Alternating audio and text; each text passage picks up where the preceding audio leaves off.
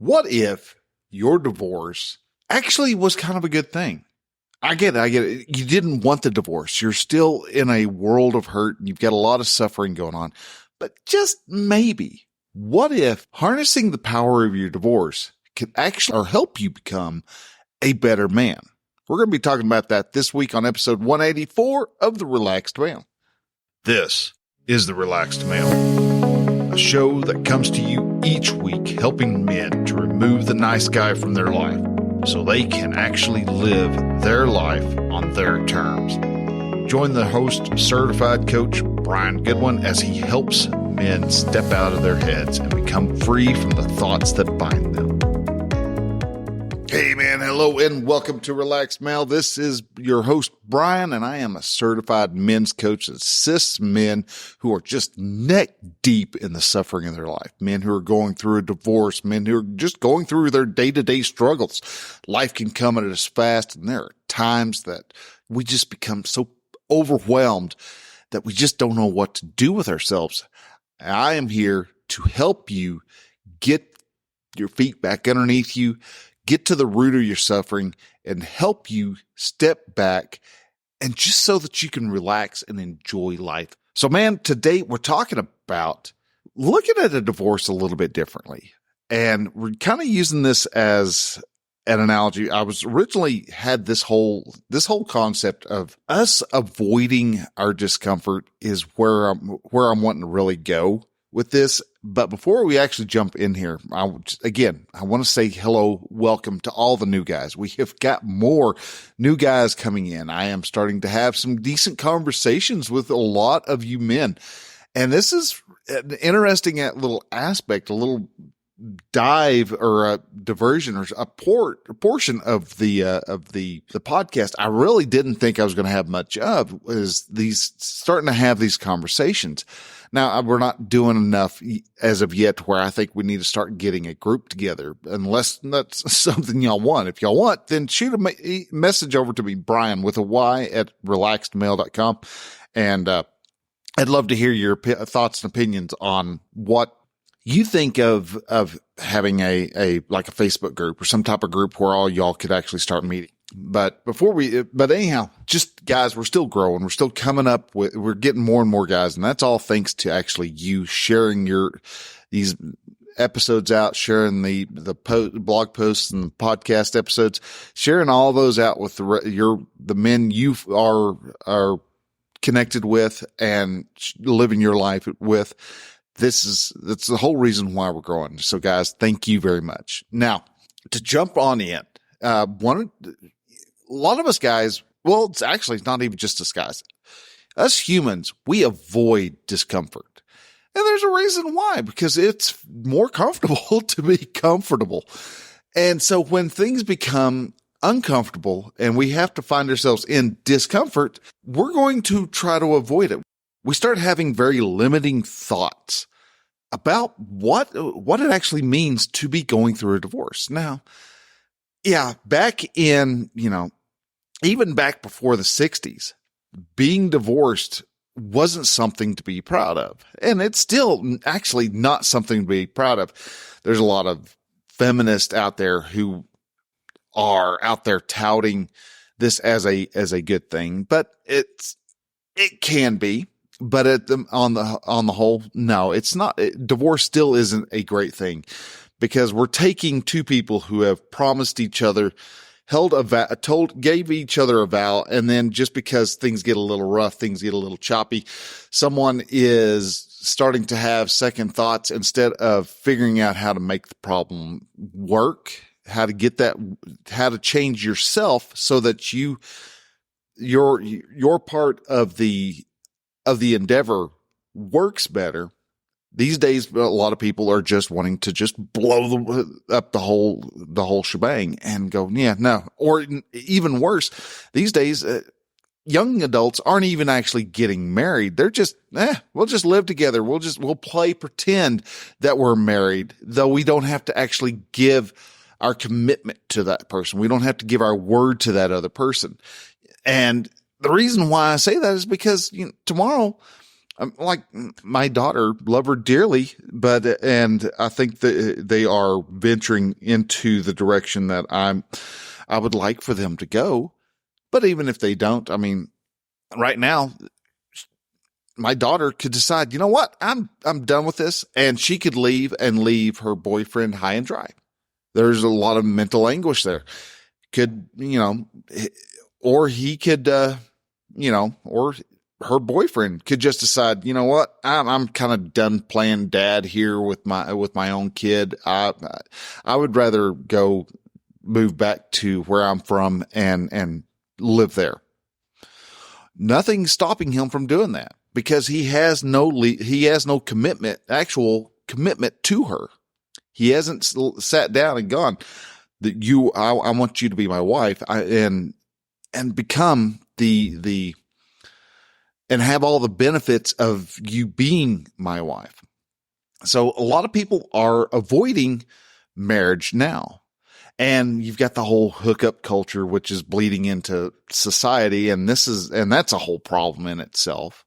And I know I sound like I'm an 80-year-old man right now, getting ready to just scream, "Get off my lawn."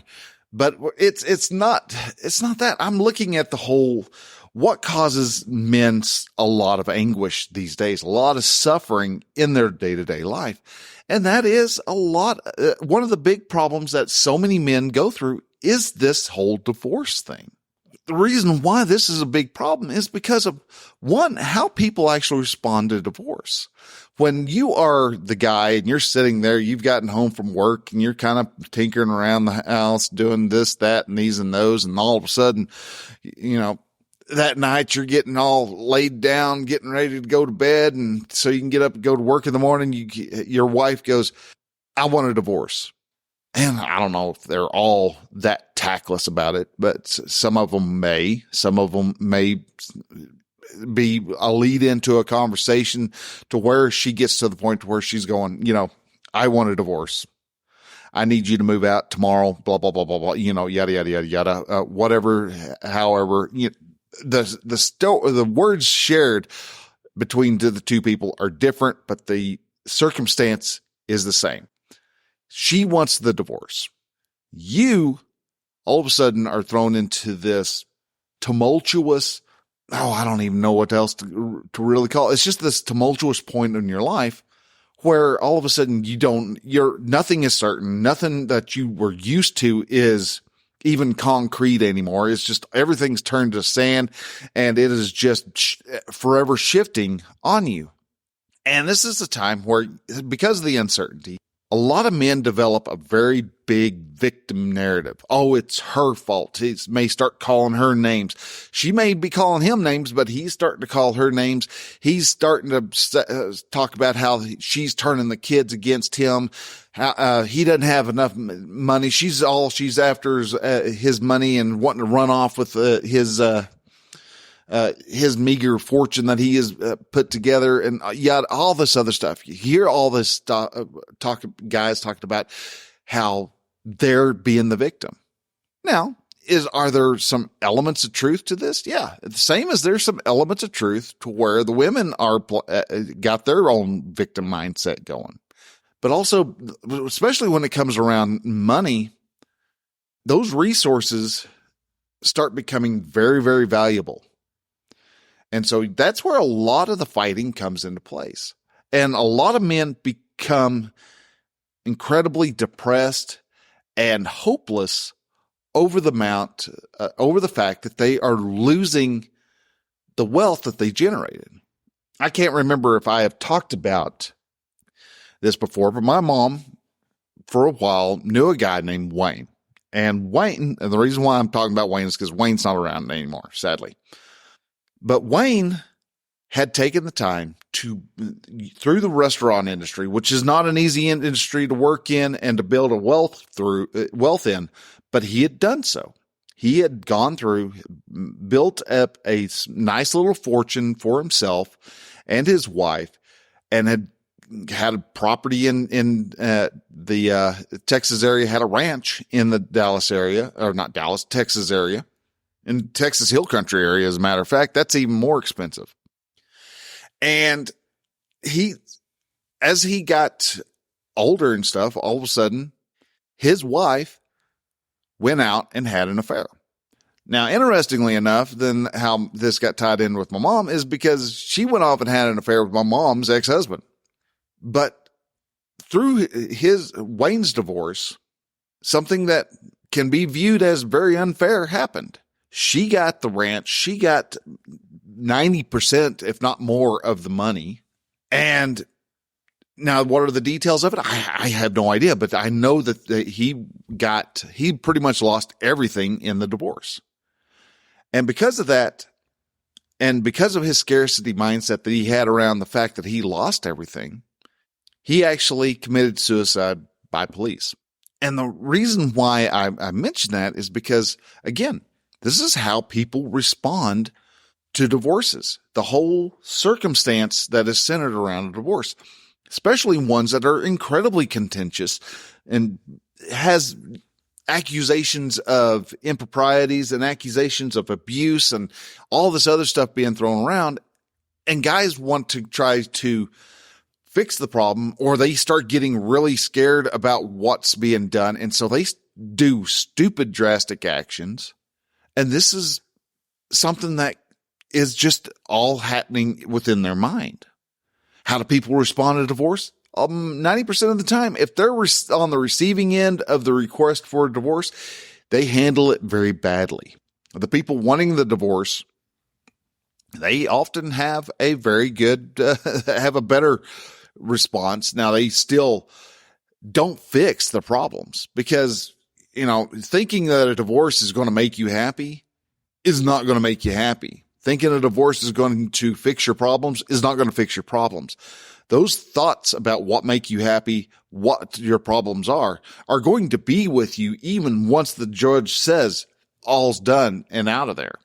So a lot of people think that divorce is a good thing, and they come to see that it's not. But I want to help you see, especially if you're the one that is being handed the divorce papers saying you sign them or else. How can you actually come through on the other side being a better man? And for a while, I was actually, my men's group that I'm working on and the coaching program that I'm working on was going to be called the Divorce Crucible. And the crucible is the cup that holds the scraps of the pieces of metal for smelting. So you melt it down, you melt everything down. That's the discomfort that everybody feels. And what you do once everything's melted down depends on how refined you're going to come out on the side. A lot of guys seem to want to throw extra impurities into it, and all of a sudden they come out and they've got this really weak, brittle, crappy piece of metal. Or they can actually take the negative stuff, the stuff that's burnt off, the slag, as it's called in smelting, and they're wanting to scrape it off, discard it, and now you've got a more pure metal, which makes you stronger. You can add in a controlled fashion, add elements to it. So you may have some iron that you add a little nickel to, and you add a little carbon to, and you add some other stuff to, and all of a sudden that iron is transformed into something stronger. Still, you add a little nickel to it, and all of a sudden you have stainless steel. And so you get better and better materials if you're able to control what's put in and put out of your life. But you have to go through that discomfort. So that's the reason I was going to call it the Divorce Crucible, but instead I've changed it over to where it's just the divorced man's group or divorced man's package. So how does divorce actually make your life better? Well, there's several things that help you out. One, you learn what you're actually in control of. So many guys suffer and fight over the fact that they think they need to control a lot more than what they actually can control. You can control only two things, man. You can control your thoughts. You can control your actions. You can't control your wife's, soon-to-be ex-wife's actions. You actually can't even control your children.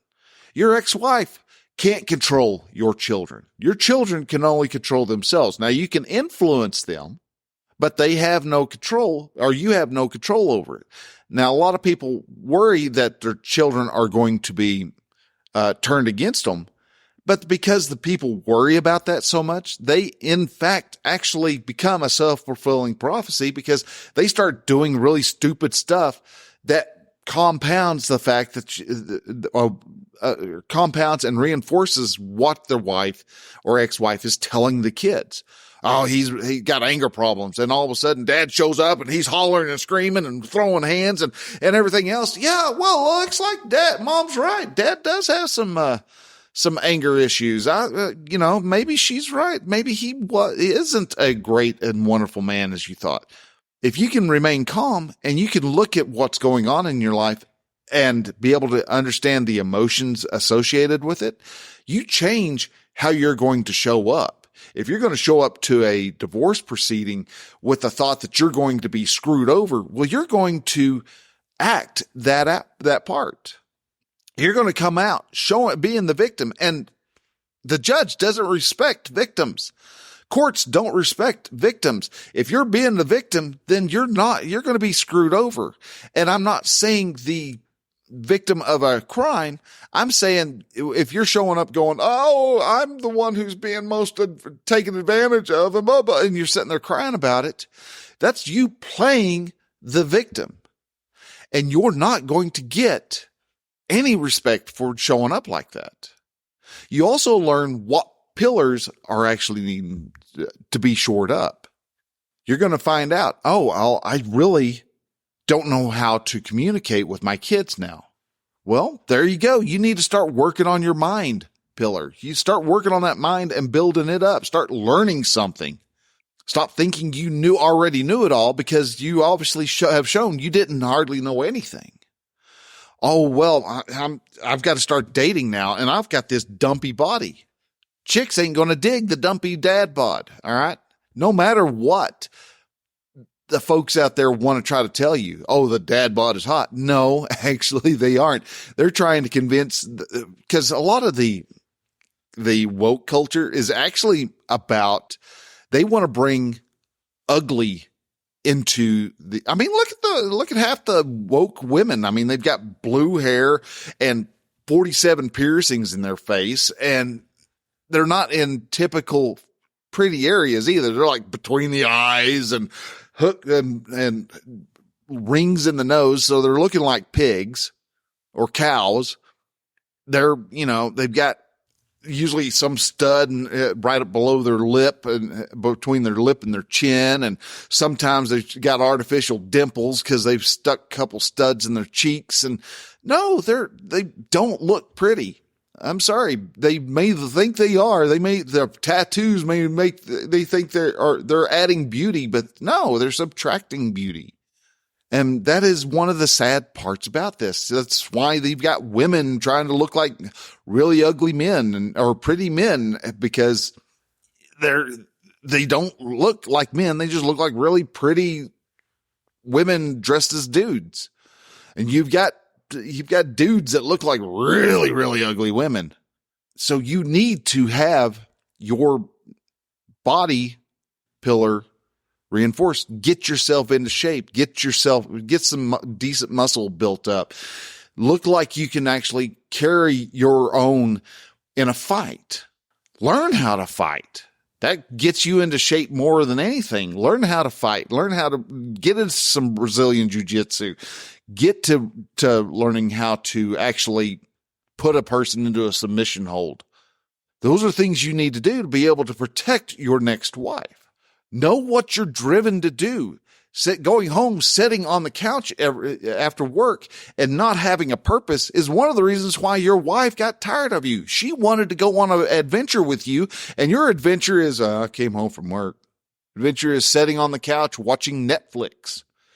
Dude, there's no adventure in that.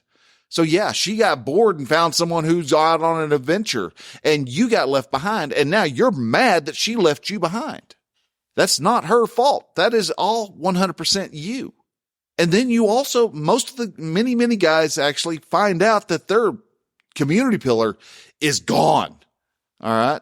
they got married, all of a sudden, all their buddies and all their male friends have gone and done other things, and they find out they don't have really anybody to turn to. When they need that masculine energy the most, they don't have it. So you learn real quick what pillars you got to work on. You also get to see where you need to start taking more responsibility. Oh, yeah. You've got to take a lot of responsibility for things that you had no action in happening, except for the fact that you did have action and you did take action in a lot of stuff. You sat around and watched football instead of going outside and loving on your son. You spent more time in front of the television playing video games than sitting with your wife and having a committed conversation with her. You wanted to do other things more. So now you've got to take responsibility for those actions. You had a part in the scenario of your divorce. And I know, man, I sound like I am just dogging all over you. And to a point, I am dogging on you, but I'm dogging on you for the fact that I want you to become better. You have to understand that, yeah, things are going to be uncomfortable. As you know, through the fact that you're going through a divorce right now, things are getting uncomfortable. Things are going to become a lot more uncomfortable, but you can actually take that discomfort and turn it into a power. You can use that as the catalyst for you to become the better man. This getting a divorce gives you the ability to see what's possible down the future. Down that road is a long, straight road and it doesn't bend. And so you actually get an idea of, hey, there's civilization over on the horizon. That's cool. What's happening over there? And then finally, you actually get to find out that you can accomplish a lot of really hard things, man.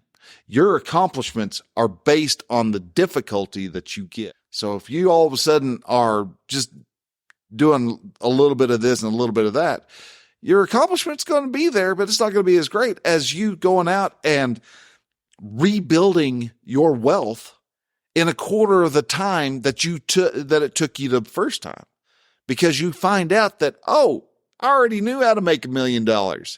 Saying if you had $1 million that your wife ran off with, ex-wife ran off with, you would, to fret about that. Yeah, it's a little pissing. It'll piss you off a bit, and that's fine. You can feel those emotions. There's nothing wrong with feeling emotions. I encourage you to feel those emotions. When you get angry, let those emotions go. Let that butt hurt flow through you, because you know what? That's a thought that you're having. You're a human being. You're going to have different experiences with those emotions, but you become stronger thanks to those experiences, thanks to those emotions.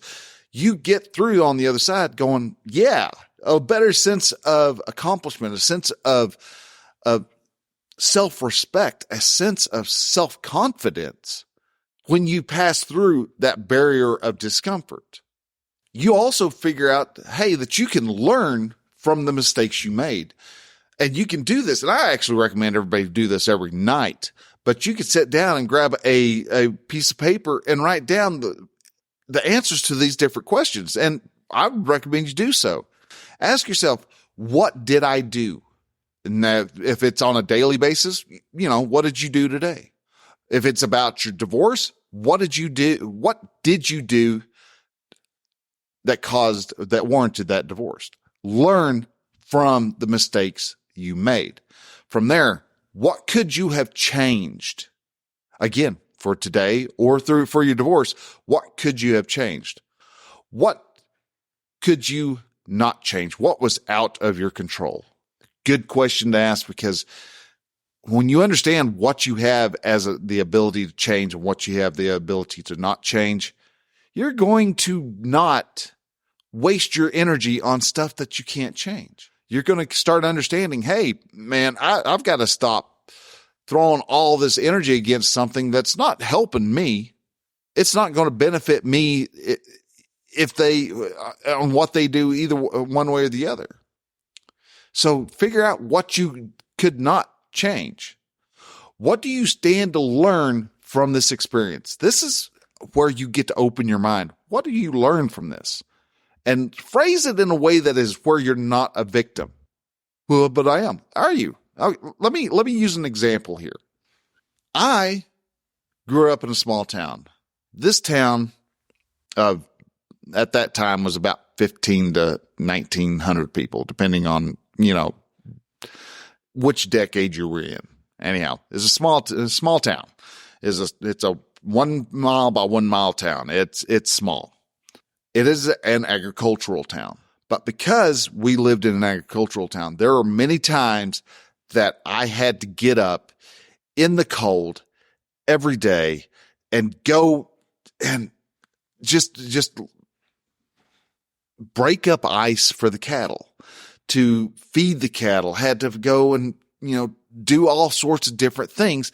Well, especially in the wintertime, I just got finished with work and I have to go and now mess with the cattle. I haven't even been able to sit down to do my homework yet, which I will have to and not get done until 11, 12 o'clock at night. Didn't even get a chance to sit down and enjoy anything I wanted to do.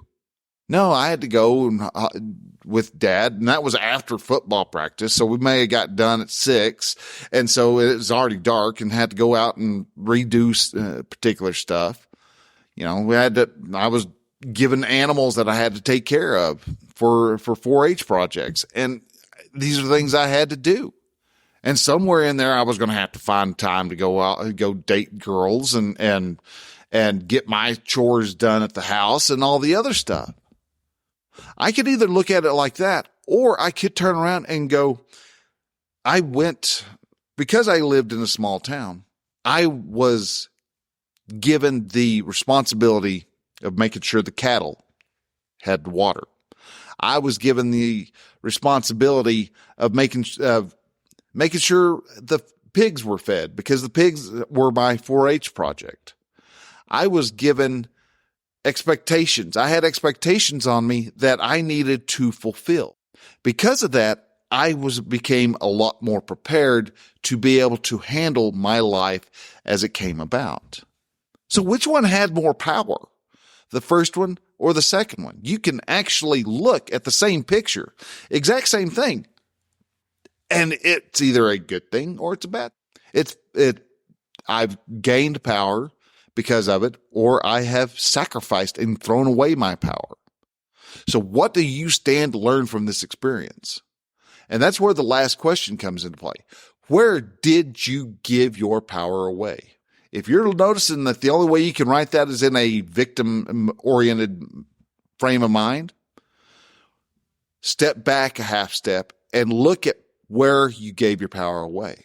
And know that place where you gave your power away, your power is still there. It's still right there in your grasp. It never actually left you. You just chose to ignore it because you wanted to give it away. You still have that power. You can still regain that power, and you can still utilize that power. And that's the main reason why victims don't have any respect. It's because they want to stomp around and go, "I'm powerless. I couldn't help." Dude, it's like someone saying, "I can't help but eat because all this food is right here." Well, man, you could just take the spoon that's in your hand and let it go.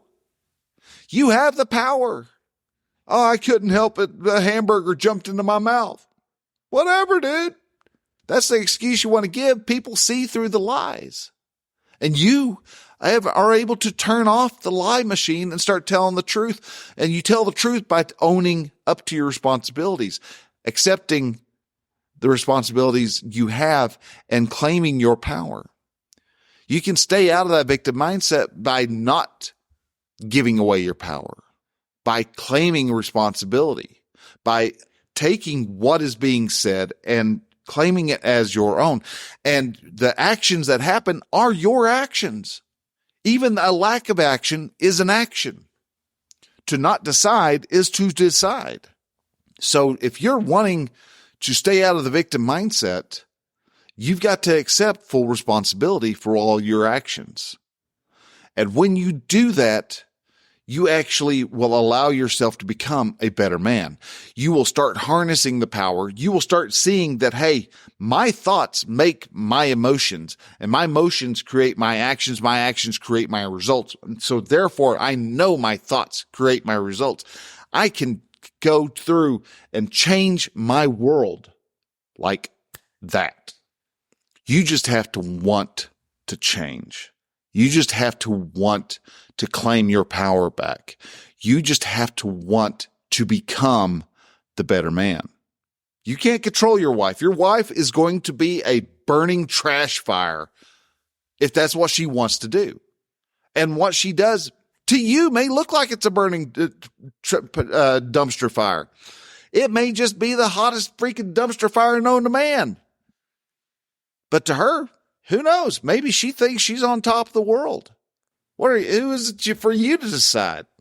You've got your own mess. You're sitting here in a one-bedroom apartment thinking that that's all you actually could ever do. That's the best you're ever going to make.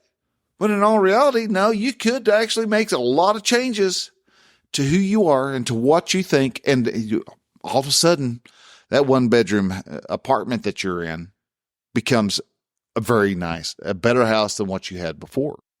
Why? Because you changed who you were.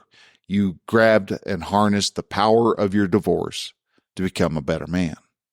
If you want help on actually harnessing that power, you want help to become a better, stronger man, somebody who is a higher value in society, you can take the small steps or you can take the next step. And the next step is reaching out, contacting me, and let's have a consulting call. Let's talk about what it is you want to accomplish. And when you actually accomplish that, you'll blow your own damn mind. Take that next step. Get some coaching done. I can help coach you through this turmoil that is known as divorce. You want help with that? I've got you. But you have to take the step. You actually have to hit that button. Go to relaxedmale.com/coaching. Go there.